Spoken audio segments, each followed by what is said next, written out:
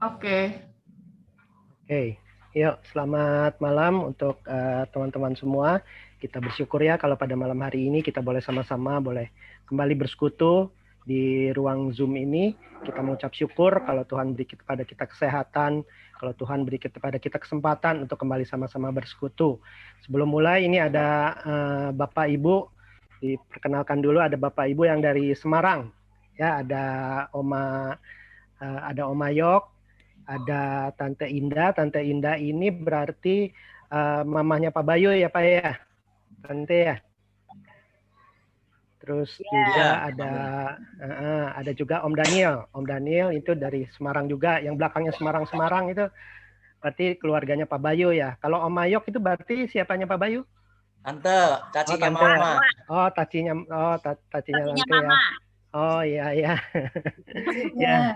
Ya, selamat bergabung buat Tante, buat Oma, buat Om yang dari Semarang. Senang sekali ya kita bisa sama-sama bersekutu di tempat ini. Sebelum kita mau mulai persekutuan doa kita pada malam hari ini, kita sama-sama berdoa ya. Yuk kita bersatu dalam doa. Tuhan, sungguh kami mengucap syukur kalau pada malam hari ini Tuhan sudah satukan kami, Tuhan sudah kumpulkan kami dalam ruang Zoom ini. Kami mau serahkan Tuhan persekutuan doa kami pada malam hari ini, biarlah Tuhan yang akan memimpin acara persekutuan kami ini dari awal, pertengahan hingga akhir. Tuhan tolong untuk teman-teman kami yang dalam proses bergabung, biar mereka diberikan kelancaran sehingga mereka boleh sama-sama bersekutu untuk berdoa dan bersekutu bersama dengan kami semua di tempat ini. Tuhan tolong untuk setiap peralatan yang kami pakai, untuk internet, untuk listrik, untuk gadget kami masing-masing, biarlah Tuhan yang akan berikan kelancaran. Tuhan akan tolong juga sehingga ketika kami diberikan kesempatan, ketika kami memuji Tuhan, biarlah pujian yang kami naikkan, pujian yang kami dengarkan itu boleh menjadi kekuatan bagi kami, dan ketika kami mendengarkan firman Tuhan itu boleh menjadi pegangan, firman Tuhan itu boleh mengubah hati kami, sehingga kami boleh semakin mengenal Tuhan, dan biarlah ketika kami berdoa, kami juga boleh doa-doa kami ini Tuhan boleh menjadi berkat, dan doa-doa kami Tuhan boleh kami naikkan sesuai dengan kehendak Tuhan. Terima kasih, Tuhan akan pimpin acara persekutuan doa kami pada malam hari ini dari pertengahan, awal hingga akhir. Di dalam nama Yesus Kristus kami sudah berdoa dan mengucap syukur. Amin. Teman-teman, sebelum kita memulai untuk langsung ke ini ya, ke firman Tuhan, ada sedikit pengumuman dulu. Jadi nanti setelah acara persekutuan doa ini selesai, akan kita lanjutkan dengan acara perpisahan ya, dengan Pak Bayu dan Bu Yeni dan beserta keluarga dan Evans. Setelah itu nanti kita setelah doa nanti kita sama-sama kita adakan satu persekutuan kecil lah untuk kita sama-sama bersekutu untuk melepas atau pelayanan Pak Bayu yang selama ini sudah melayani di tempat kita. Sebelumnya kita mau mendengarkan firman Tuhan, tapi kita mau siapkan hati kita, biarlah kita naikkan pujian dengan judul Yesus Baik Bagiku.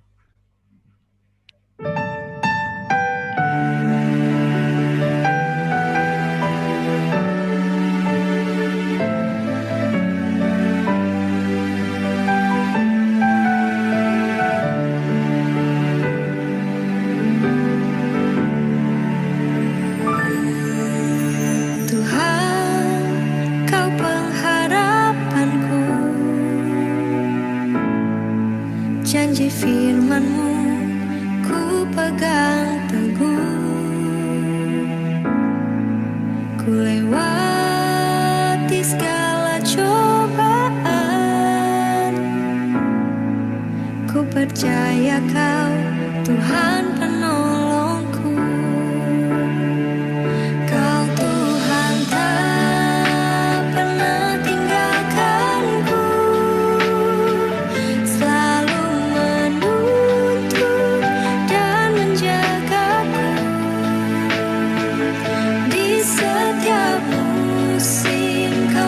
nyata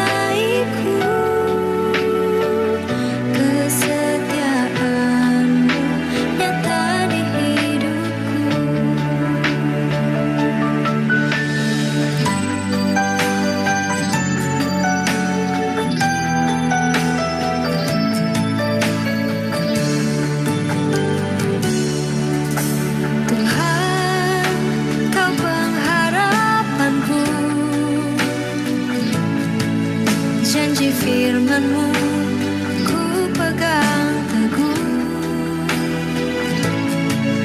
Ku lewati segala cobaan, ku percaya Kau Tuhan penolongku.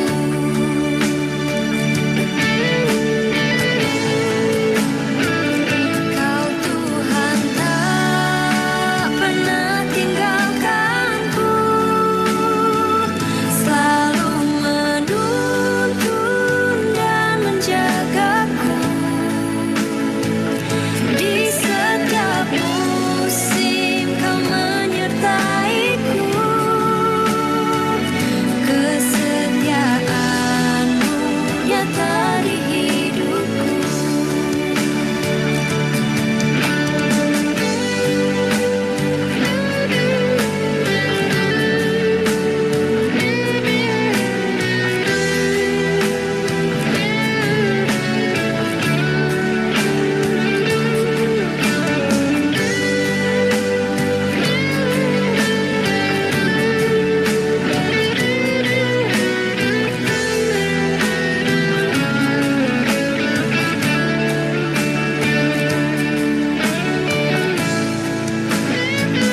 Kau Tuhan tak pernah tinggalkanku,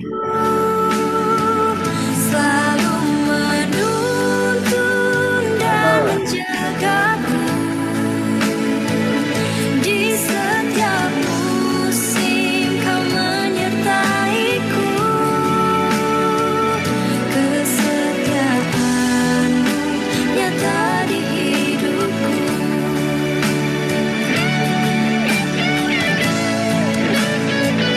Kau Tuhan tak pernah tinggalkanku, selalu menuntun dan menjagaku. Di setiap musim Kau menyertaiku, kesetiaan-Mu nyata di hidupku. Kesetiaan-Mu nyata di hidupku.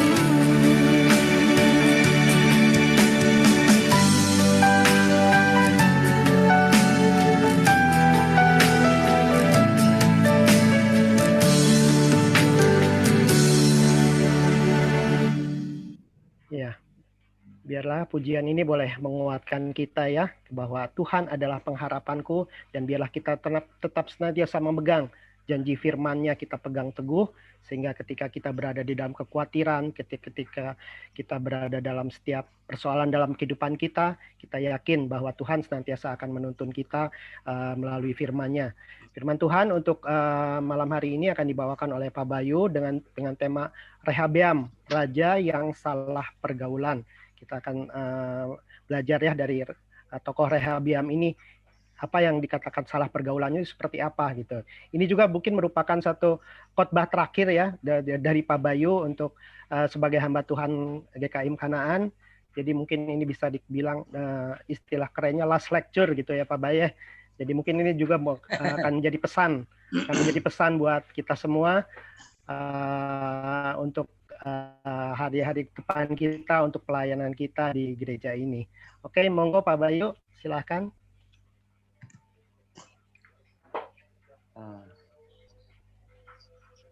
Bentar saya pasang kamera. Oke, mari kita berdoa. Kalau suara saya serak, minta maaf karena ini 5 hari saya berturut-turut berkhotbah begitu. Mulai dari Minggu remaja, terus 3 hari berturut-turut cell group, dan hari ini persekutuan doa. Ya, kita berdoa. Bapa Tuhan surga yang mulia, terima kasih atas perkenanan-Mu, atas anugerah-Mu, kami boleh diberikan satu kesempatan merenungkan firman Tuhan, dan kiranya ini boleh menjadi satu tuntunan bagi kehidupan kami. Berkati kami, buka hati dan pikiran kami, berikan hamba-Mu ini kekuatan, baik rohani, hikmat, dan jasmani untuk menyampaikan firman Tuhan. Dalam nama Tuhan Yesus Kristus kami berdoa dan mengucap syukur. Amin. Khotbah hari ini bisa dimaknai macam-macam. Kalau sebagian kita mungkin memaknai khotbah saya yang terakhir sebagai hamba Tuhan Kanaan. Kalau bendahara memaknainya dengan ini khotbah saya yang terakhir yang gratis. Berikutnya ada viatikumnya. Nah, kita belajar dari 1 Raja-Raja 12, 1 sampai 24, tapi kita baca dari 6 sampai 11 aja. Untuk menghemat suara saya, minta yang ayat genap, ayat 6, minta siapa ya? Ko Abun baca yang ayat genap. Lalu yang ayat ganjil minta Cik Gyok baca, bisa ya? Sampai ayat 11 aja, enggak sampai 24. Bisa minta tolong? Sebentar Pak, lagi dicari dulu Pak. Ya. Apa baca dari sini? Apa baca dari sini aja Pak langsung? Oh ya, boleh. Sesudah itu Rehabeam meminta nasihat dari para tua-tua yang selama hidup Salomo mendampingi Salomo, ayahnya. Katanya, apakah nasihatmu untuk menjawab rakyat itu? Mereka berkata, Cik Gyok. Mereka berkata, jika hari ini engkau mau menjadi hamba rakyat, mau mengabdi kepada mereka dan menjawab mereka dengan kata-kata yang baik, maka mereka menjadi hamba-hambamu sepanjang waktu. Abun?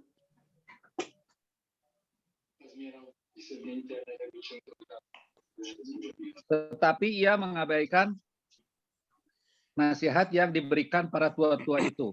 Lalu ia meminta nasihat kepada orang-orang muda yang sebaya dengan dia dan yang mendampinginya.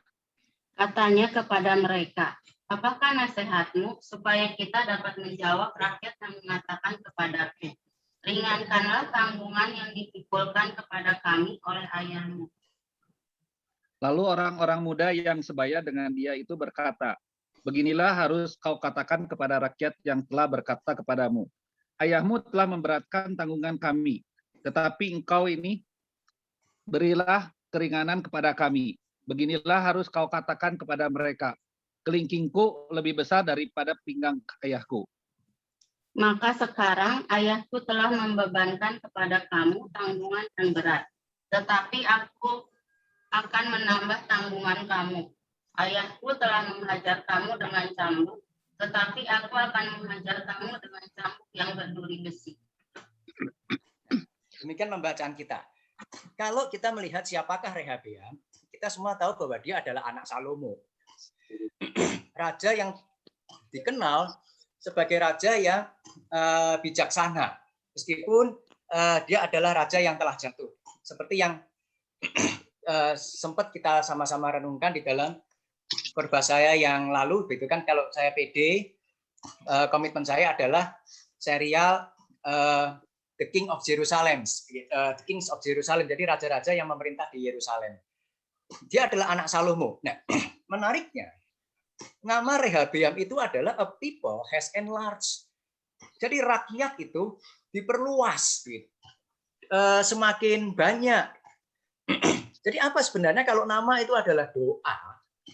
Jadi apa yang diinginkan Salomo adalah menghendaki Rehabeam itu memperluas wilayah kerajaan Israel. Kira-kira begitu. Karena kalau kita lihat Daud kerjaannya berperang. Dia memperluas wilayah sampai wilayah yang kemudian diwariskan kepada Salomo. Nah, Salomo itu berbeda dengan Daud, dia tidak banyak berperang. Bahkan mungkin hampir tidak ada peperangan di dalam pemerintahan Salomo, tetapi Salomo membangun dalam negeri dengan sebegitu hebat, dengan sebegitu luar biasa. Dia dikenal di antara bangsa-bangsa bukan kekuatan militer, pengalaman berperangnya, kekuatan militernya bagus, baik, tetapi bukan karena berperang, tetapi karena hikmatnya memerintah.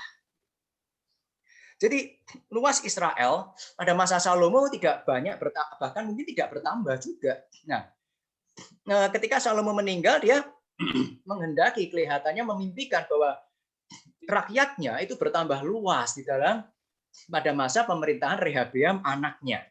Nah, dikatakan Rehabeam itu menjadi raja di usia 41 tahun, jadi bukan usia yang relatif muda, remaja begitu belasan tahun atau 20 tahun, tetapi untuk seseorang usia 40 tahun dianggap usia yang cukup matang secara kedewasaan seharusnya pada masa sekarang sih. Kalau masa lalu mungkin 30 tahun dan sebagainya.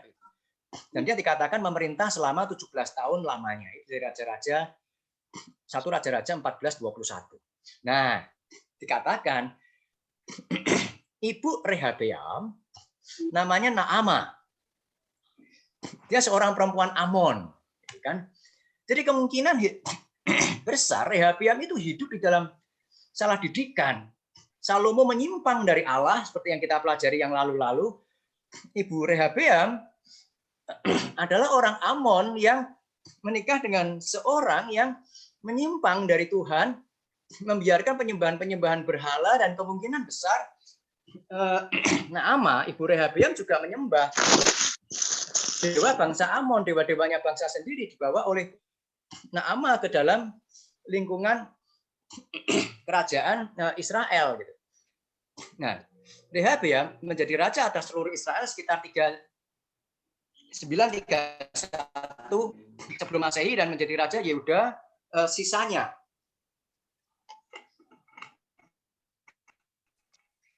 Jadi kita lihat sebenarnya perpecahan itu di tahun pertama pemerintahan Rehabeam. Di tahun kelima, Raja Sisak Mesir merampas perbendaan Bait Allah. Lalu dikatakan hidup Rehabeam terus-menerus berwarna peperangan dengan Yerobeam, Raja Israel. Tidak ada ketentraman, baik di Yehuda dan Israel, kerjanya perang terus berdua itu. Dan yang terjadi adalah kerajaan Israel kemudian kan pecah, begitu kan di tahun pertama. Rehabeam yang namanya the people has enlarged, rakyat diperluas. Ironisnya, kenyataannya rakyat malah menyusup. Dari 12 suku hanya menjadi 2 suku. Nah, itu Rehabeam. Sekarang kita lihat sebentar orang-orang di sekitar Rehabeam. Di dalam istana biasanya ada orang-orang tua dan orang-orang muda di dalam pemerintahan. Itu biasa. Kalau kita mau bicara regenerasi dan sebagainya, itu mah biasa begitu. Nah, golongan tua-tua itu penasehat yang mendampingi atau menteri maksudnya yang mendampingi Salomo dulu gitu kan, sekarang udah tua. Nah, golongan muda kemungkinan besar adalah orang-orang yang dipilih Rehabeam atau mungkin juga dipilih Salomo untuk dipersiapkan mendampingi Rehabeam begitu. Ada kemungkinan juga Rehabeam yang memilih sendiri menterinya sendiri. Nah, pada pemerintahan yang pertama seperti biasa awal pemerintahan seseorang raja itu memberikan kebijakan yang pro rakyat untuk mencari dukungan.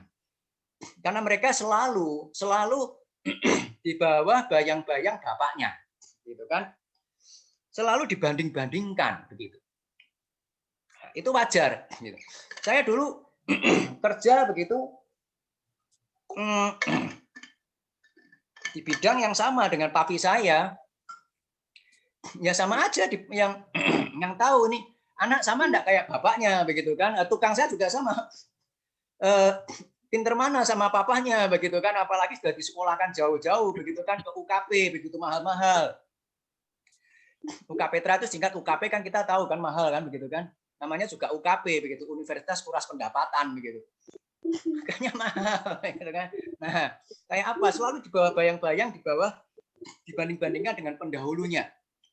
Maka seorang raja biasanya membuat kebijakan pro rakyat. Nah, biasanya yang paling umum itu meringankan pajak.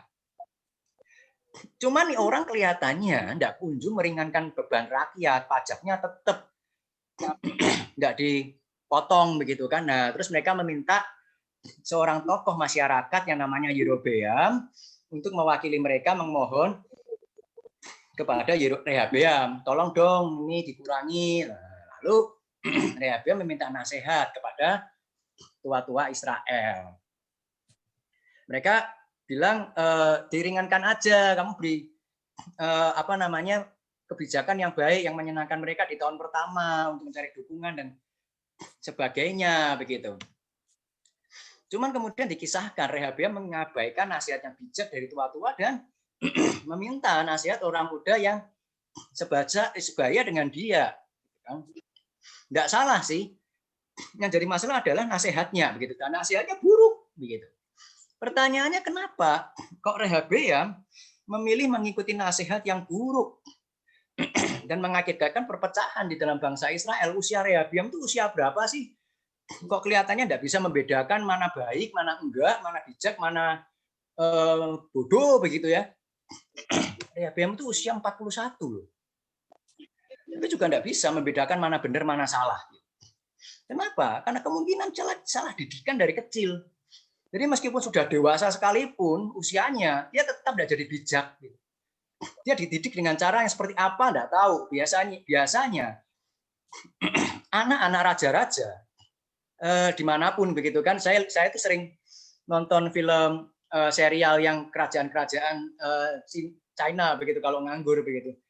Yang terakhir saya nonton Ming Dynasty, itu bagus itu, begitu kan. Nah, para pangeran itu meskipun ada gurunya masing-masing, tetapi sehari-hari di luar jam sekolah mereka dididik oleh mamanya. Apalagi Salomo anaknya, istrinya banyak, ya anaknya nggak tahu berapa ya, tapi mungkin juga banyak juga. Jadi didikan ibu itu sangat mempengaruhi pada anak. Nah, nasihat-nasihat orang muda ini nasihat tidak bijak, tetapi jelas menyenangkan ego Rehabeam yang ingin menunjukkan bahwa dirinya lebih dibandingkan ayahnya. Kamu mau bandingin saya sama bapak saya? Oke, begitu kan, saya lebih, begitu. Akibatnya bangsa Israel justru memberontak kepada Rehabeam dan pecah menjadi dua. Dari sini kita akan belajar 3 hal tentang kehidupan Rehabeam. Yaitu pertama, pentingnya mendidik anak. Sebagai orang tua kita tidak boleh memanipulasi anugerah Tuhan, gitu kan? Ini anak Tuhan, pasti Tuhan jagalah.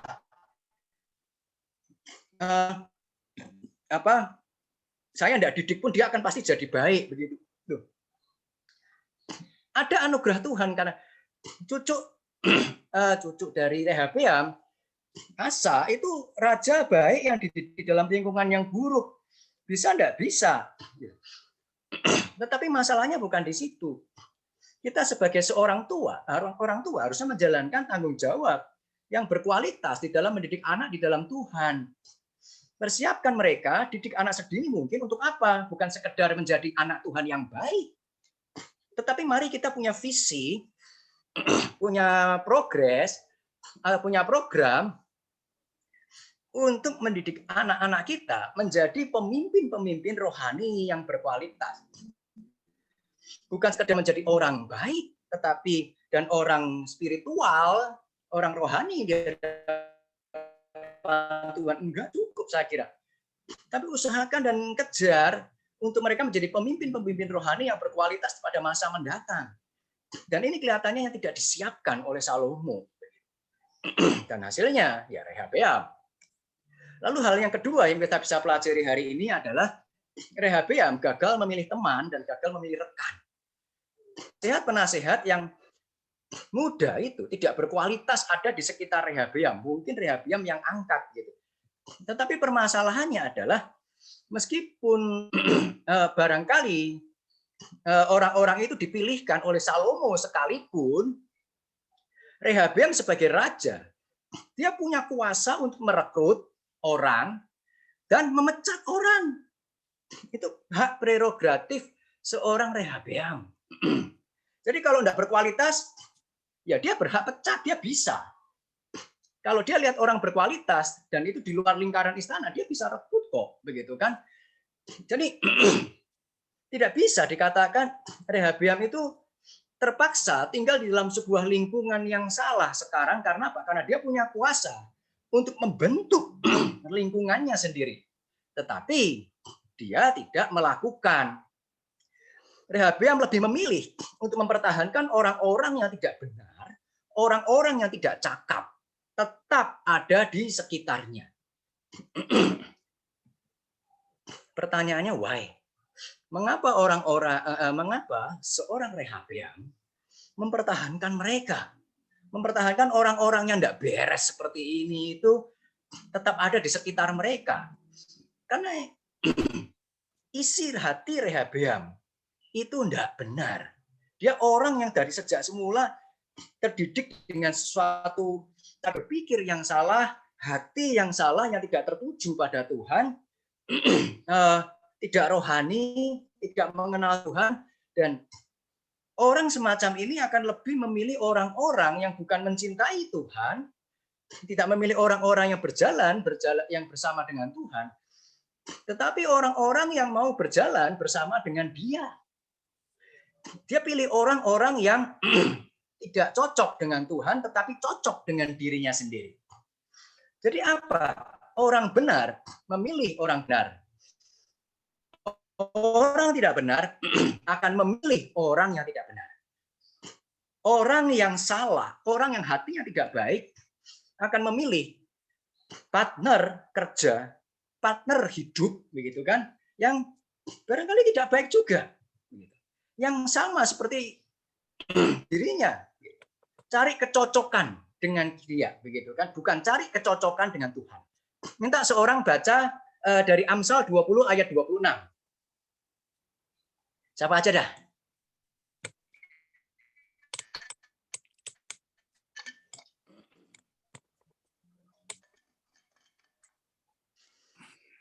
Itu ada di slide itu. Minta seorang? Amsal 20, 26.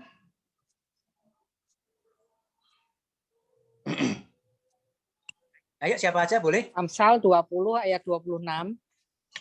Raja yang bijak dapat mengenal orang-orang fasik dan menggilas mereka berulang-ulang. Orang yang bijak mengenal kebijakan. Orang yang bijak akan mengenal orang yang bijak. Orang yang tidak bijak tidak mengenali kebijakan. Dia akan mengenali orang-orang yang serupa dengan dia. Tetapi orang yang bijak, dia akan mengenali orang-orang yang tidak bijak yang mana. Mengenal orang-orang yang fasik dan menggilas mereka berulang-ulang. Kalau Rehabeam adalah raja yang bijak, dia seharusnya memecat orang-orang yang tidak benar. Dia memecat orang-orang yang tidak kompeten di dalam kerajaannya dan menggantinya dengan orang-orang yang kompeten. Kalau Rehabeam orang-orang yang bijak, dia memilih orang-orang yang hatinya baik, dan memecat orang-orang yang hatinya tidak baik. Tetapi Rehabeam bukan orang yang bijak. Dia bukan saja mempertahankan orang yang tidak baik, tetapi bahkan mungkin dia tidak mengenali apa itu kebenaran dan apa itu kebaikan di dalam kehidupannya. Seringkali kita memilih orang-orang di sekitar kita. Entah itu pasangan kita, entah itu teman-teman sepergaulan kita, rekan bisnis kita, pemimpin di dalam gereja kita, pemimpin di dalam negara kita. Memilih gereja sekalipun itu menunjukkan siapakah kita. Kalau kita suka dilayani, tidak suka melayani, kita akan memilih gereja-gereja yang selalu melayani kita. Tetapi kalau kita lebih suka melayani, kita akan lebih memilih gereja-gereja yang menyediakan di mana saya dapat melayani. Orang yang suka pengajaran akan memilih pengajaran gereja yang mengajarkan dengan baik dan berkualitas. Orang yang lebih suka entertainment di dalam gereja, dia akan memilih gereja yang mengentertainment dia. Dia akan memilih pemimpin yang menyenangkan hatinya, bukan pemimpin yang mendidik dia di dalam kebenaran. Pilihan kita menunjukkan siapa kita. Pilihan kita menghakimi kita. Seberapa besar kualitas kita di hadapan Tuhan. Sisi yang lain, jangan kamu sesat. Pergaulan yang buruk merusakkan kebiasaan yang baik. Orang baik salah pergaulan bisa jadi buruk. Apalagi orang yang buruk memilih orang yang buruk untuk bergaul. Kerusakannya, kesalahannya, kesesatannya akan semakin besar di dalam kehidupannya. Hati-hati di dalam memilih teman. Baik itu teman hidup, baik itu teman pergaulan, baik itu rekan kerja, baik itu pemimpin, baik itu wadah di mana kita bisa bertumbuh. Karena itu akan menunjukkan siapa kita dan menjadi seperti apa kita kelak. Lalu yang terakhir, pilih rekan yang sesuai dengan isi hati Tuhan terlebih dahulu. Bukan orang-orang yang menyenangkan hati kita. Pilih orang yang bukan yang cocok dengan kita. Pilih orang yang cocok dengan Tuhan. Pilih pasangan yang cocok dengan Tuhan. Bukan sekedar cocok dengan kita. Pilih menantu yang cocok dengan Tuhan terlebih dahulu. Bukan menantu yang sekedar menyenangkan hati kita. Pilih orang di sekitar kita yang menyenangkan, setidaknya berusaha menyenangkan hati Tuhan terlebih dahulu. Meskipun itu barangkali untuk hal-hal tertentu tidak cocok dengan kita 100%. Tetapi pastikan mereka membawa kita ke dalam kebaikan. Tegas di dalam pergaulan. 2 Timotius 3 ayat 5 mengatakan guru-guru palsu jauhi mereka itu. Tidak semua orang harus dirangkul di dalam satu pergaulan yang dekat. Bukan berarti kita tidak boleh bergaul dengan orang-orang yang tidak baik, karena kadang di dalam pekerjaan kita juga bertemu dengan orang-orang yang tidak baik, tapi bukan berarti menjadikan mereka orang-orang yang dekat dengan kita dipakai untuk mempengaruhi kita, tempat kita untuk meminta nasihat dan sebagainya. Siapa bergaul dengan orang bijak menjadi bijak. Tetapi siapa berteman dengan orang bebal akan menjadi malang. Memilih tempat di mana kita mau bertumbuh tetapi kita salah, begitu kan? Kita tidak tambah bijak, malah tambah malang. Itu isi firman Tuhan. Hati-hati membentuk lingkungan di sekitar kita. Yang ketiga terakhir. Rehabeam gagal mengenali kebijaksanaan. Kok bisa gagal mengenali kebijaksanaan? Padahal usianya 41 tahun, usia yang tua, 40 lebih begitu kan.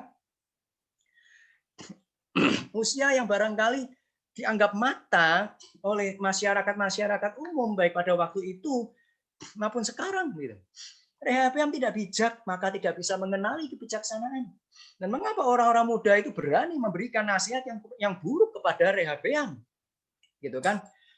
Karena orang-orang muda ini lebih dekat kepada Rehabeam, itu rekan hopingnya begitu kan, hoping Xianghu begitu. Ini hopingnya Rehabeam. Karena mereka dekat, meskipun mereka bawahan, mereka berani kasih nasihat yang buruk. Kenapa? Ya karena hoping. Diberi nasihat buruk paling juga enggak apa-apa, Rehabeam hahihi senang aja, wong kita teman dekat kok begitu kan. Jadi mereka berani. Kenapa? Bukan maju tak gentar karena dibayar begitu kan, membela yang bayar, tetapi mereka maju tak gentar karena dekat dengan Rehabeam, maka mereka berani memberikan hal-hal yang buruk tetapi menyenangkan Rehabeam. Kedekatan membuat seseorang di sekitar kita berani untuk memberikan usulan begitu kan, bahkan usulan yang buruk sekalipun. Kalau kita miliki hikmat, kita dapat mengenalinya. Tetapi masalahnya Rehabeam menyukai nasihat-nasihat orang muda itu. Karena apa? Karena mengakomodasi egonya. Dia ingin terlihat lebih hebat dibandingkan Salomo. Dan kalimat-kalimat dari orang-orang muda itu memotivasi, memberikan alasan-alasan yang seakan-akan menunjukkan bahwa Rehabeam itu lebih hebat dari Salomo.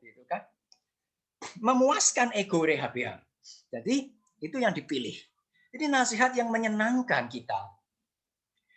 Bahkan yang kita setujui sekalipun itu tidak sama dengan nasihat yang benar. Diterima. Bukan berarti nasihat kita baik. Karena kita cocok maka diterima. Jadi hati-hati dengan nasihat. Menyukai dan menerima nasihat yang buruk. Sekali lagi menunjukkan keburukan kualitas diri kita sendiri. Mari kita menjadi orang-orang, pemimpin-pemimpin, aktivis-aktivis, kepala-kepala keluarga, anak-anak Tuhan yang mau menjadi bijaksana. Yang dapat mengenali dengan kritis mana yang tidak bijak dan mana yang bijak. Dapat mampu menganalisa dengan baik segala macam klaim-klaim kebenaran yang berseliweran di telinga kita dan berseliweran di mata kita, dan kita bisa memilih ini yang baik, ini yang buruk, ini yang dewasa, ini yang anak-anak. Ini yang bijak dan ini yang tidak bijak. Ini yang tidak benar di hadapan Tuhan dan ini yang benar di hadapan Tuhan. Jangan kita menjadi orang Kristen yang seperti Rehabeam yang gagal mengenali kebenaran. Amsal 2 ayat 11 mengatakan kebijaksanaan akan memelihara engkau dan kepandaian akan menjaga engkau. dari segala macam kesesatan. Saya ingin cerita sebuah cerita pada masa kuno, begitu kan? Pada masa yang disebut dengan The Warring State, 7 negara berperang. Ada masa di mana dua buah negara, yaitu negara Qin dan negara Zhao, begitu, berperang di dalam satu medan perang yang bernama Changping. Gitu kan? Sebuah peperangan yang begitu dahsyat, decisif, menentukan nasib kedua belah negara. Tahun 260 sebelum Masehi. Dikenal sebagai The Battle of Changping. Antara kerajaan Qin yang kemudian menguasai seluruh Cina dan kerajaan Zhao, kerajaan yang tadinya sama kuatnya dengan dua negara ini, sama kuatnya antara Zhao dan Qin. Mereka bertempur di dalam satu medan yang bernama Changping. Tidak ada menang dan tidak ada yang kalah. Dua-duanya frustasi. Yang Zhao tidak bisa yang Qin tidak bisa maju, yang Zhao tidak bisa menyuruh Qin mundur. Jadi Zhao membuat strategi bertahan. Nah, kerajaan Zhao, pasukan Zhao dipimpin oleh seorang jenderal perang veteran yang piawai, namanya Lian Po, begitu kan? Berpengalaman, setia pada negara. Tetapi dia memutuskan untuk bertahan karena itu satu-satunya cara dia untuk menang di dalam peperangan. Dia punya keuntungan geografis, perbekalannya lebih dekat, jadi lebih gampang, tidak bingung. Pasukan Qin lebih jauh perbekalannya. Dan pasukan Qin menyebarkan rumor bahwa pasukan Qin tidak takut dengan Lian Po. Makanya Lian Po juga tidak berani maju, dia tidak setia dengan negara. Pasukan Qin takutnya sama seorang jenderal muda yang energik, namanya Cao Guo. Raja Zhao termakan dengan rumor itu, dan dia mengganti Lian Po dengan Cao Guo. Mama Cao Guo datang kepada Raja Zhao. Dia berkata demikian kepada Raja Zhao. Anak saya, Cao Guo, bukan jenderal yang baik. Dia jenderal yang egois. Dia jenderal yang bodoh. Dia tidak seperti bapaknya, Jenderal Cao Se, yang memang baik dan terkenal. Ini anak berbeda jauh dengan bapaknya. Jangan dibandingkan. Kalau negara mau selamat, jangan pilih Cao Guo. Itu kata Mama Cao Guo kepada Raja Zhao. Tapi Raja Zhao memutuskan tidak bisa. Cao Guo harus tetap jadi jenderal utama, panglima perang. Lalu Mama Cao Guo mengatakan, oke, tetapi kalau kita kalah, jangan hukum seluruh keluarga untuk dihukum mati. Itu kesalahan raja. Kami keluarga Zhao sudah mengingatkan. Kemudian Lian Po diganti, satu orang Lian Po diganti dengan satu orang Cao Guo. Dan pertempuran tidak berlangsung lama. Cao Guo mati di dalam pertempuran dan 400.000 pasukan Zhao habis. Sebagian tertawan, sebagian terbunuh. Zhao kalah telak dalam pertempuran yang singkat. Dan setelah itu, kerajaan Zhao tidak pernah bisa bangkit lagi seperti semula. Dan sejak itu, kerajaan Zhao semakin lama semakin turun kekuatannya, dan kemudian di tahun 220-an, 40 tahun kemudian, dihabisi oleh pasukan Qin. Permasalahannya di mana? Ada berapa orang yang diganti? 400.000 pasukan Zhao adalah pasukan yang terlatih. Mereka semua tidak diganti. Hanya satu yang diganti. Pemimpinnya yang diganti. Pemimpin yang tidak cakap diganti oleh pemimpin yang tidak. Pemimpin yang cakap diganti oleh pemimpin yang tidak cakap. Satu orang diganti, seluruh negara mendapatkan satu dampak yang buruk. Tetapi kesalahan bukan sekedar pada Cao Guo. Kesalahan juga pada Raja Zhao yang memilih orang yang buruk untuk bertempur demi negaranya. Pemimpin yang benar, pemimpin yang berkualitas sangat memiliki peran yang luar biasa di dalam kehidupan kita. Baik itu di dalam keluarga kita, baik itu di dalam gereja kita. Apakah kita menjadi pemimpin-pemimpin yang berkualitas? Apakah kita memilih pemimpin-pemimpin yang berkualitas? Menentukan masa depan dan seperti apa kualitas kita nantinya di hadapan Tuhan. Hari ini kita belajar dari satu tokoh yang buruk, supaya kita tidak menjadi buruk. Kita menjadi satu tokoh, belajar dari satu tokoh yang buruk. Untuk kita menjadi seorang pemimpin-pemimpin Kristen di dalam keluarga, di dalam gereja kita, di dalam masyarakat kita yang baik, yang mengenal Tuhan dan membawa orang yang kita layani di keluarga, di gereja, dan di dalam masyarakat kepada Tuhan dengan berkualitas. Amin. Mari kita berdoa. Bapa Kerajaan surga yang mulia, terima kasih atas renungan pada malam hari ini. Kiranya ini menuntun kami, mengingatkan kami untuk menjadi pemimpin-pemimpin rohani yang berkualitas di hadapan Tuhan. Baik itu di rumah, baik itu di gereja, baik itu di dalam masyarakat. Sehingga nama Tuhan semakin dipermuliakan. Dan kami mampu membawa orang-orang yang Tuhan percayakan pada kami. Baik itu pasangan kami, baik itu anak-anak kami, baik itu cucu-cucu kami, baik itu jemaat yang Tuhan percayakan bagi kami. Kepada Tuhan, semakin mencintai Tuhan, semakin berkualitas di hadapan Tuhan. Terima kasih Bapak, kami serahkan seluruh hidup kami serahkan seluruh pelayanan kami, baik di dalam keluarga, gereja, dan masyarakat, ke dalam tangan Tuhan. Dalam nama Tuhan kami Yesus Kristus, kami berdoa, kami mengucap syukur. Amin. Ya, saya kembalikan ke Kohate.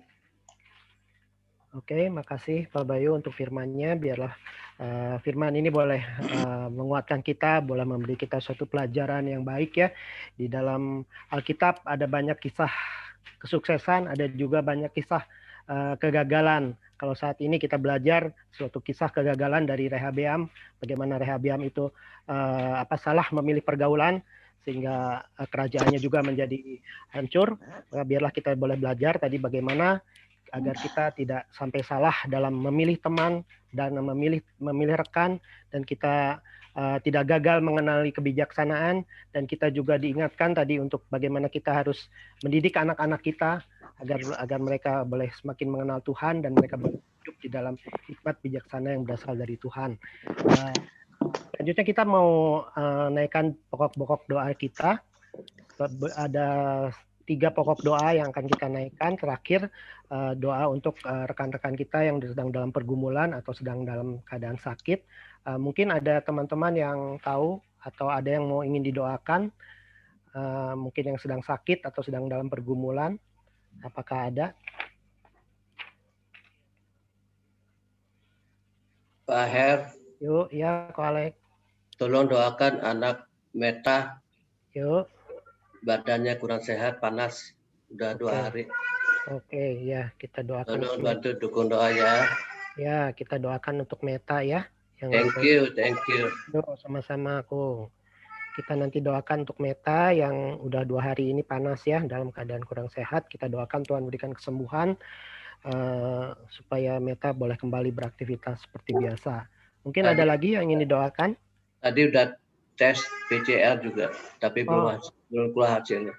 Oh, tadi udah tes PCR. Oh iya, semoga ini ya, semoga hasilnya bagus ya. Oke. Semoga cuman sakit demam biasa ya, kita doakan ya. Iya. Oke, mungkin ada yang lain?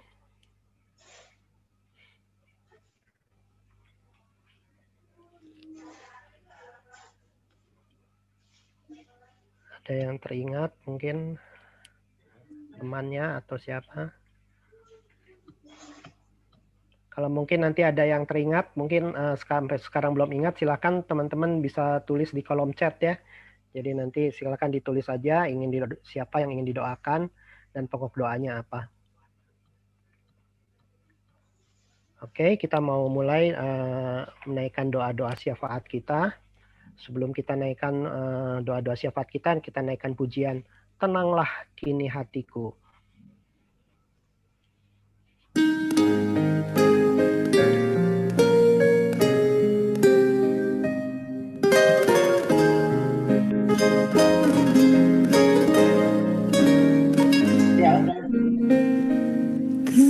Tenanglah kini hatiku, Tuhan memimpin langkahku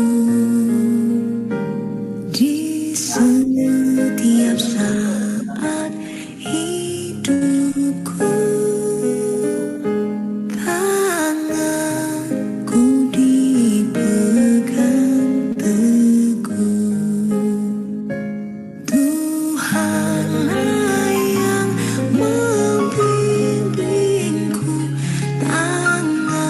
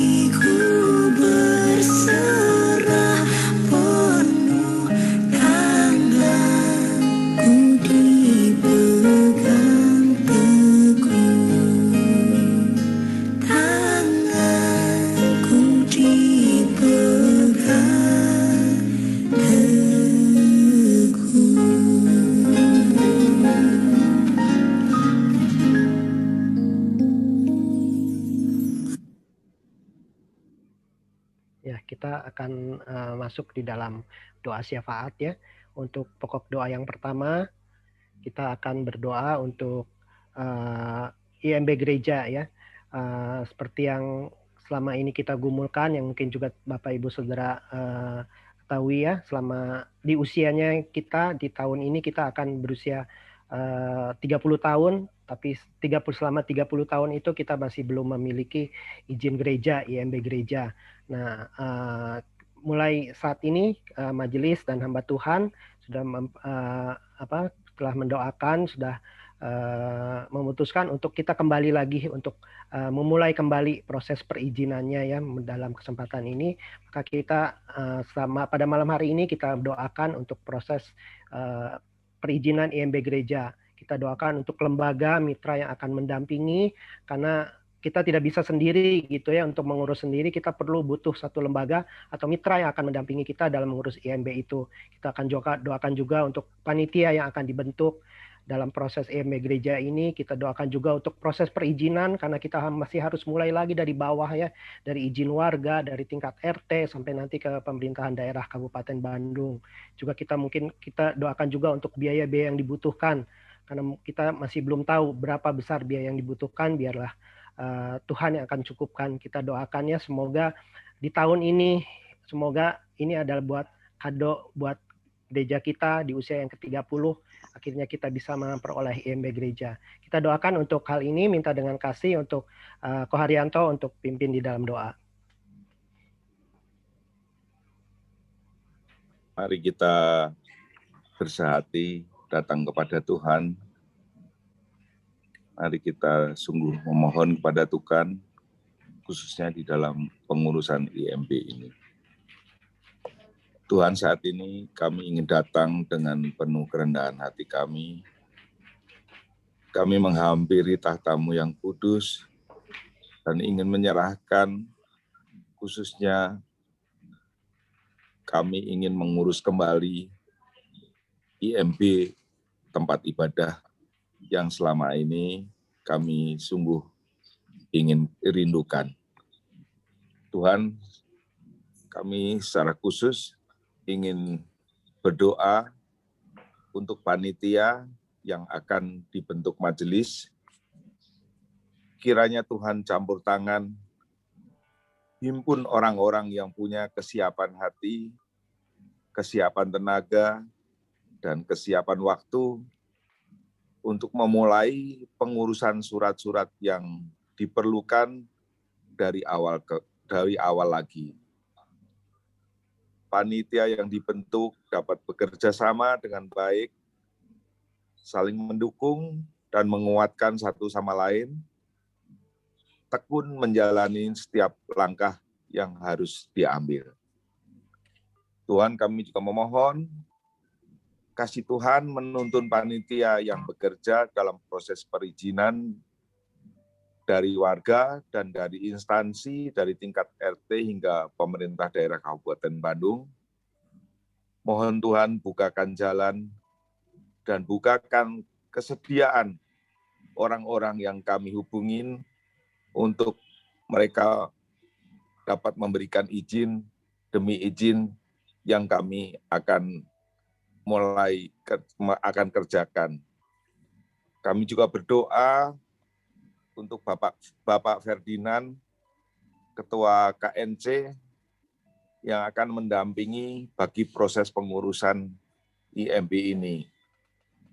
Kiranya Tuhan campur tangan dalam semua proses yang akan kami jalani.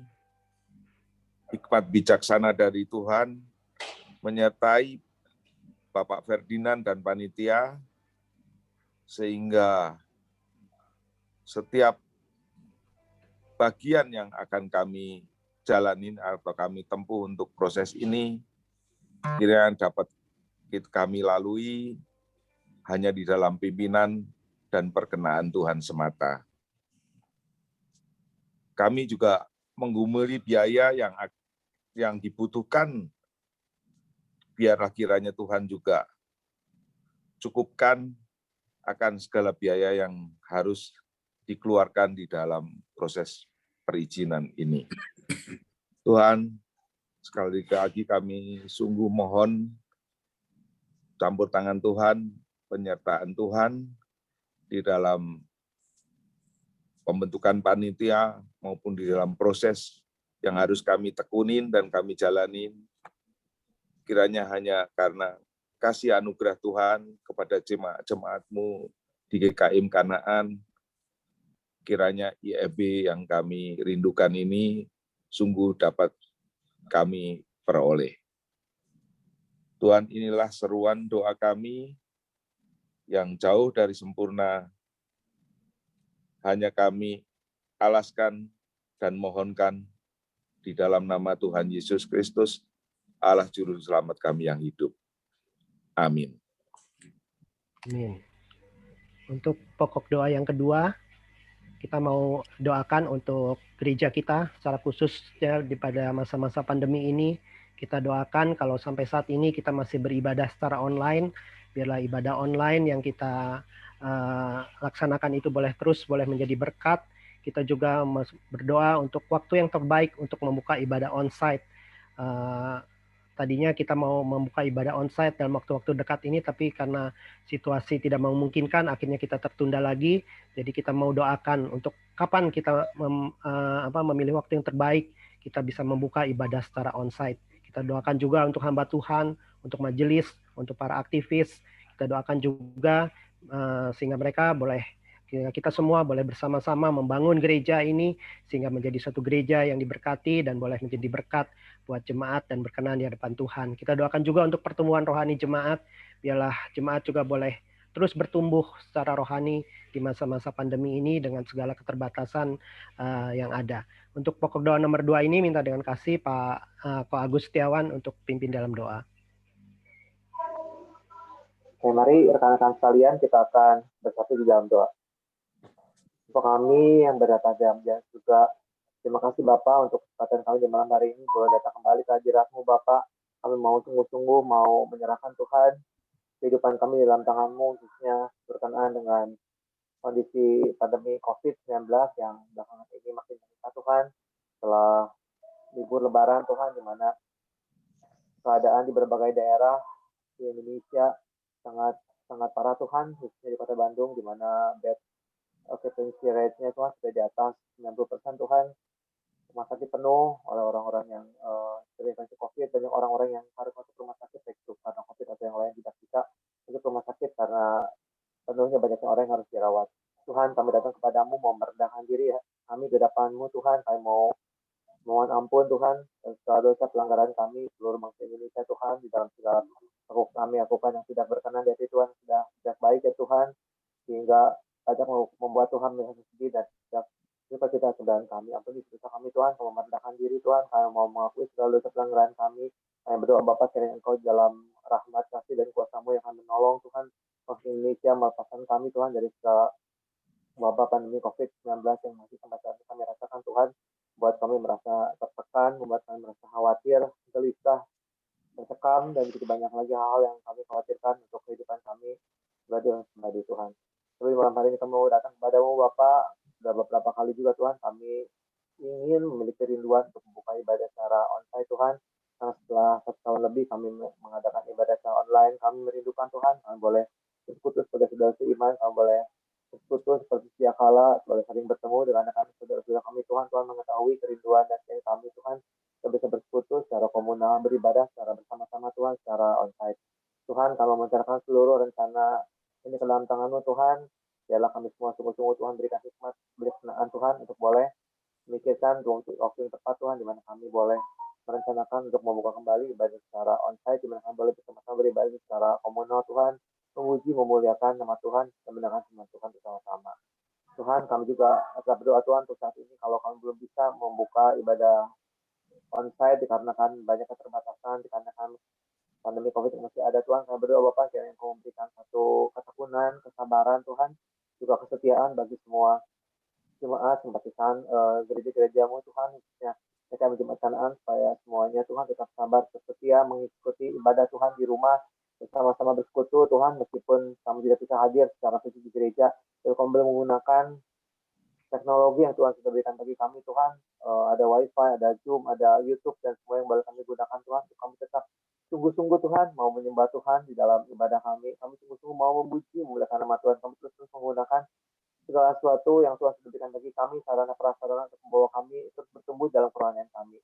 Jangan biarkan Tuhan tengah keterbatasan ini kerohanian kami jadi kering seperti mata air yang kering Tuhan, seperti sumur yang tidak berair, dan biarlah kami terus menerus memiliki kerinduan seperti rusa Tuhan yang rindu aliran sungai. Kami terus datang padamu Tuhan, kami terus menerus mencari Engkau Tuhan di dalam satu doa kami setiap hari, di dalam pembacaan renungan kami setiap hari, di dalam ibadah kami Tuhan, di dalam persekutuan, di dalam PA, di dalam pembinaan kami terus setia Tuhan, dan biarlah kami Tuhan tolong supaya boleh mengenal Engkau lebih dalam, kami mempercayai Engkau Tuhan di dalam segala sesuatu kami lakukan. Meskipun mungkin saat ini Tuhan kami sulit Tuhan mempercayai, sulit melihat apa yang menjadi rencana Tuhan di tengah segala pandemi COVID ini yang sudah berlangsung 1 tahun lebih Tuhan, dan biarlah kami percaya Bapak ketika kami tidak bisa melihat tangan-Mu saat kami bisa percaya Tuhan, kami yakin bahwa Engkau baik Tuhan, Engkau memegang kedaulatan seluruh perjalanan umat manusia Tuhan dari awal dan akhir. Biarlah kami terus percaya memegang teguh pada janji-Mu dan kepada rencana-Mu yang agung dan mulia bagi kami.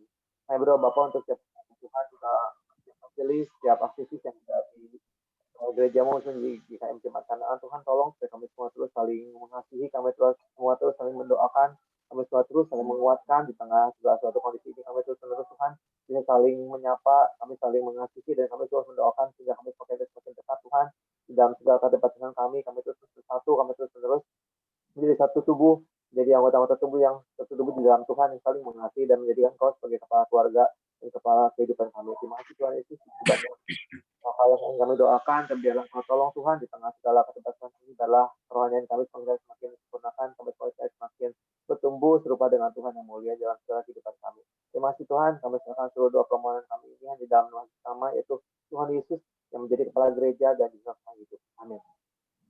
Amin. Untuk pokok doa yang ketiga, kita juga mau doakan untuk secara khusus untuk bangsa dan negara kita, khususnya mengenai pandemi ini. Kita doakan biarlah di masa-masa sulit seperti ini, di mana kasus COVID semakin terus meningkat, rumah sakit penuh, dan banyak kasus yang terus naik, biarlah kita pemerintah diberikan hikmat bijaksana untuk mengendalikan pandemi ini. Kita juga berdoa untuk dampak pandemi baik itu bagi perekonomian, bagi secara politik, dan juga mungkin bagi kita semua yang berada di dalamnya. Kita doakan secara khusus untuk bangsa dan negara, khususnya untuk pandemi COVID-19 ini. Minta dengan kasih Om Teksam untuk pimpin di dalam doa.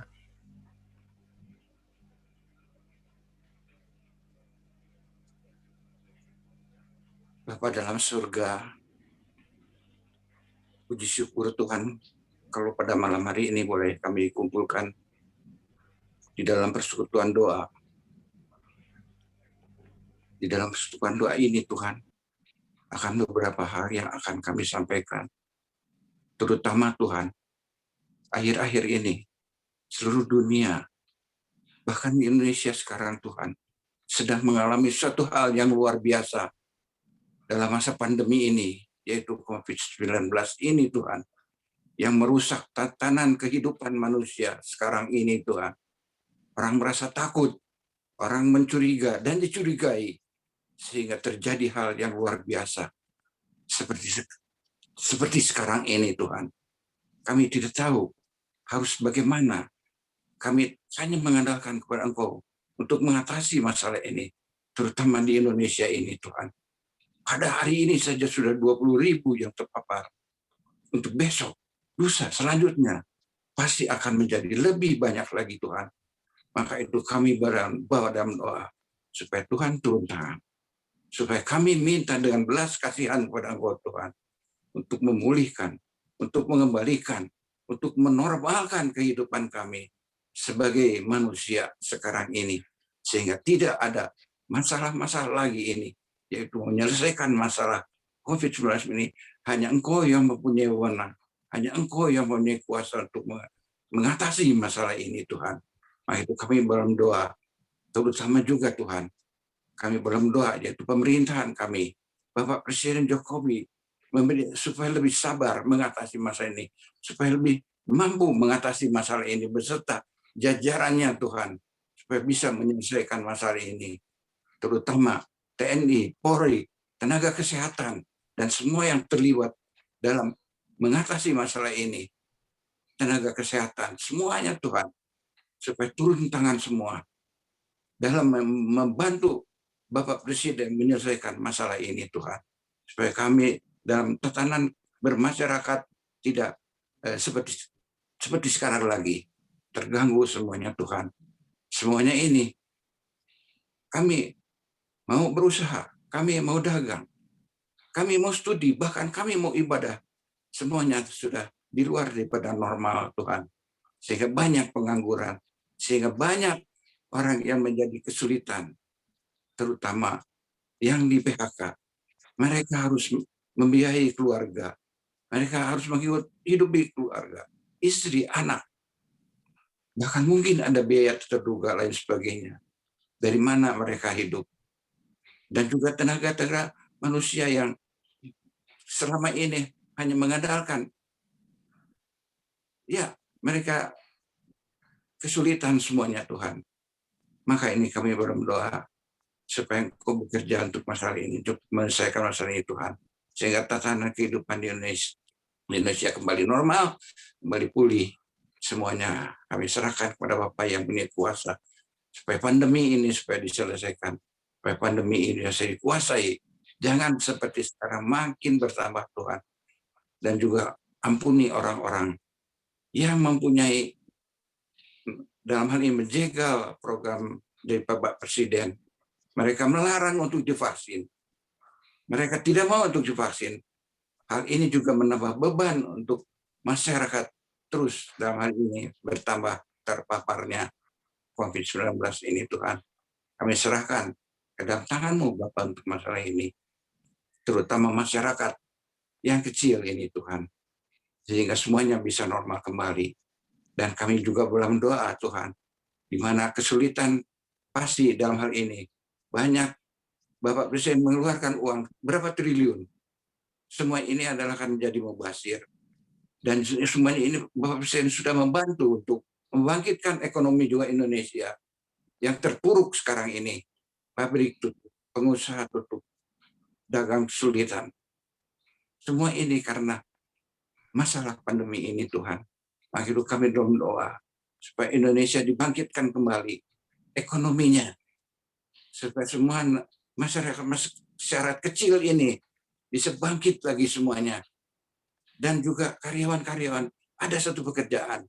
Sehingga ekonomi Indonesia kembali bangkit lagi. Untuk semuanya ini kami serahkan ke dalam tangan-Mu Bapa dalam surga. Hanya di dalam nama Tuhan Yesus kami mengucap syukur, terima kasih. Amin. Amin. Yang terakhir kita mau doakan untuk saudara-saudara seiman kita yang sedang dalam keadaan sakit, lemah tubuh atau sedang dalam pergumulan. Yang pertama kita doakan untuk Meta ya, anaknya Kungkung Alek yang saat ini sedang dalam keadaan sakit, sedang demam. Kita doakan biar Tuhan berikan kesembuhan, dan tadi sudah di PCR dan hasilnya belum keluar. Kita doakan biarlah Tuhan berikan yang terbaik untuk Meta dan berikan kesembuhan untuk pemulihan untuk Meta.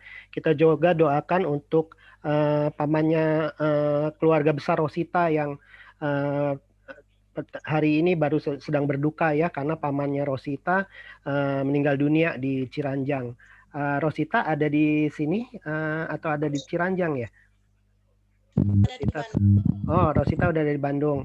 Rosita ada yang secara khusus mau didoakan kah? Mungkin untuk mama yang masih keadaannya masih sakit, mungkin minta didoain aja Pak. Ya, untuk kita doakan juga ya untuk mamanya Rosita yang masih belum sehat benar ya, masih dalam keadaan lemah tubuh. Kita doakan juga untuk keluarga besar Rosita yang ditinggalkan oleh pamannya Rosita. Mungkin ada lagi Bapak Ibu yang dari Semarang, mungkin ada yang mau didoakan, Om atau Tante?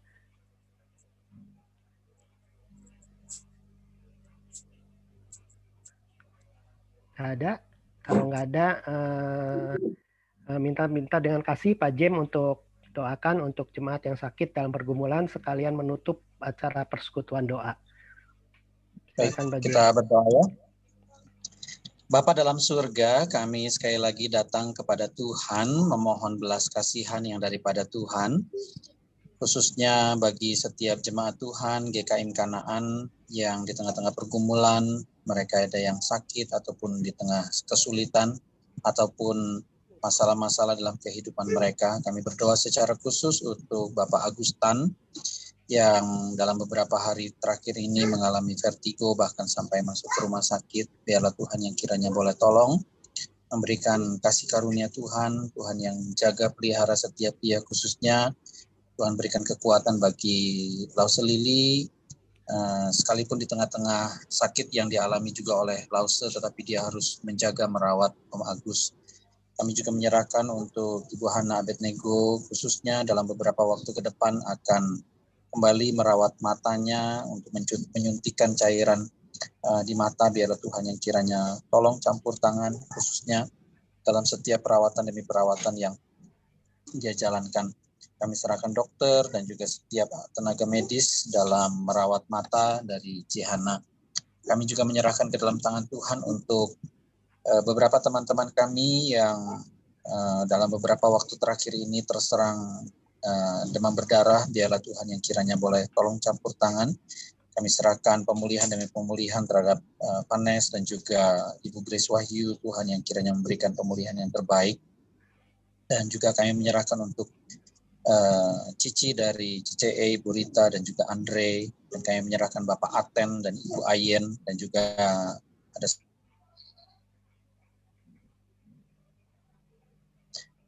cerita sakit. Biarlah Tuhan yang kiranya boleh tolong campur tangan dalam setiap pergumulan setiap mereka. Kami juga menyerahkan ke dalam tangan Tuhan untuk Meta Kurniawan. Di dalam 2 hari terakhir ini ada demam panas. Biarlah Tuhan yang kiranya boleh tolong campur tangan, berbelas kasihan. Kami serahkan PCR yang sudah dilakukan untuk hasil yang diharapkan. Biarlah Tuhan berikan yang terbaik bagi Ko Alek, Cermin dan juga Meta keluarga. Kami serahkan ke dalam tangan Tuhan juga untuk keluarga besar dari Rosita, berkaitan dengan paman yang meninggal dunia pada hari kemarin. Kami berdoa biarlah Tuhan yang memberikan kekuatan penghiburan bagi setiap keluarga besar. Khususnya kami menyerahkan untuk mama dari Rosita. Biarlah Tuhan yang kiranya juga memberikan kekuatan penghiburan yang terbaik, khususnya di tengah-tengah kondisi tubuh yang lemah, yang sakit. Tuhan berikan kesembuhan bagi dia. Kami juga menyerahkan ke dalam tangan Tuhan untuk beberapa anak-anak kami, saudara-saudara kami, mereka yang di tengah-tengah persiapan pernikahan. Kami berdoa untuk persiapan pernikahan Yohandea. Kami menyerahkan juga untuk persiapan pernikahan dari Meta dengan calon. Biarlah Tuhan yang kiranya boleh memberikan kasih karunia Tuhan, khususnya di tengah-tengah masa pandemi ini. Ada keluarga besar yang harus bepergian dari satu kota ke kota lain. Kami berdoa biarlah Tuhan jaga pelihara, sehingga semua boleh berjalan dengan lancar dan setiap anggota Tuhan jauhkan dari segala mara bahaya, khususnya dari segala sakit penyakit. Kami menyerahkan ke dalam tangan Tuhan juga untuk setiap saudara-saudara kami yang mungkin tidak bisa kami sebutkan satu demi satu nama mereka. Kami yakin dan percaya Tuhan tahu segala pergumulan, setiap sakit penyakit, setiap keluhan, setiap rintihan hati mereka. Biarlah hanya kasih Tuhan sehingga mereka boleh beraktivitas seperti sedia kala. Kami bersyukur untuk persekutuan doa pada malam hari ini. Kami serahkan waktu dan acara selanjutnya. Biarlah Tuhan yang kiranya boleh memberkati, dan kami serahkan juga untuk setiap apa yang boleh kami kerjakan. Biarlah semuanya kami kerjakan untuk hormat kemuliaan nama Tuhan. Terima kasih Bapa, kami bersyukur untuk teman-teman yang boleh melayani pada malam hari ini, baik Pak Bayu, baik Pak Hate, dan juga Bu Yeni. Biarlah Tuhan yang kiranya boleh memberkati setiap mereka. Di dalam nama Yesus kami berdoa, kami bersyukur. Amin. Amin. Oke, terima kasih untuk Pak Jem. Teman-teman, seperti tadi udah diinfokan ya, kita akan lanjutkan untuk acara kita pada malam hari ini dengan acara perpisahan dengan